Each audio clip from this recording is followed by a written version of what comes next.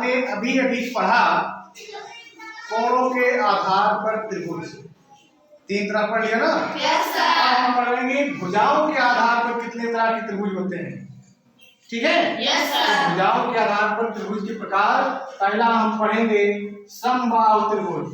क्या पढ़ेंगे? समबाहु त्रिभुज। ऐसा त्रिभुज जिसकी तीनों भुजाएं बराबर होती हैं, क्या कहलाता है? समबाहु त्रिभुज, ठीक है। ऐसा त्रिभुज जिसकी तीनों भुजाएं आपस में बराबर होती हैं,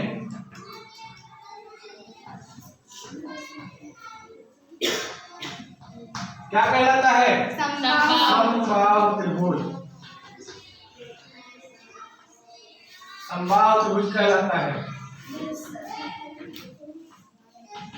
जैसे हमने एक त्रिभुज बनाया और हमने इसमें बताया ये भुजा और ये भुजा तीनों की माप एक समान है, तीनों की लंबाई एक समान है, यानी तीनों भुजाएं आपस में बराबर हैं। अगर ये 5 सेंटीमीटर तो ये भी 5 सेंटीमीटर और ये भी 5 सेंटीमीटर। जब तीनों भुजाएं आपस में बराबर होगी तब हम लोग कहेंगे कि वो समबाहु त्रिभुज है, क्योंकि अब हम भुजाओं के आधार पर पढ़ रहे हैं। अब तक हम कोणों के आधार पर पढ़े थे, है ना।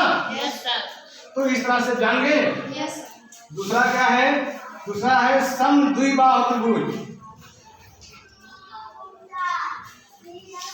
समद्विबाहु त्रिभुज, अच्छा इसके नाम से ही मालूम हो रहा है समद्विबाहु, यानी ऐसा त्रिभुज जिसकी 2 भुजाएं आपस में बराबर हों। ऐसा त्रिभुज जिसकी 2 भुजाएं आपस में बराबर हैं, तो ऐसे त्रिभुज को हम लोग क्या कहेंगे? समद्विबाहु त्रिभुज, ठीक है। इसको परिभाषा लिखिए। ऐसा त्रिभुज जिसकी 2 भुजाएं आपस में बराबर हो,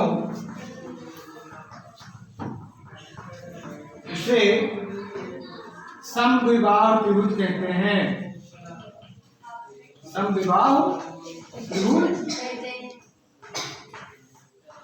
अब एक त्रिभुज देख लीजिए, जैसे हमने ये त्रिभुज बनाया,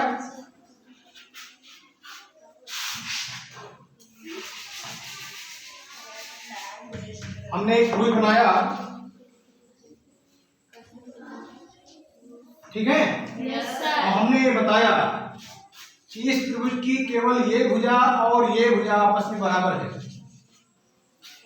चाहे इसको बराबर दिखा दें, चाहे ये बराबर ले लें, चाहे ये और ये बराबर ले लें, कोई 2 भुजा बराबर होनी चाहिए, तब ऐसे त्रिभुज को हम लोग क्या कह देंगे?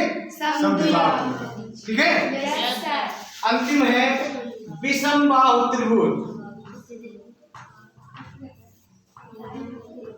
विषमबाहु त्रिभुज, इसके नाम से ही आपको मालूम पड़ गया होगा कि ऐसा त्रिभुज जिसकी कोई भुजा आपस में बराबर ना हो, ठीक है। ऐसा त्रिभुज जिसकी कोई भुजा आपस में बराबर ना हो, उसको हम लोग क्या कहेंगे? विषमबाहु त्रिभुज। विषमबाहु त्रिभुज। ये 10 सेंटीमीटर हो, ये 12 हो, ये 8 हो, ठीक है।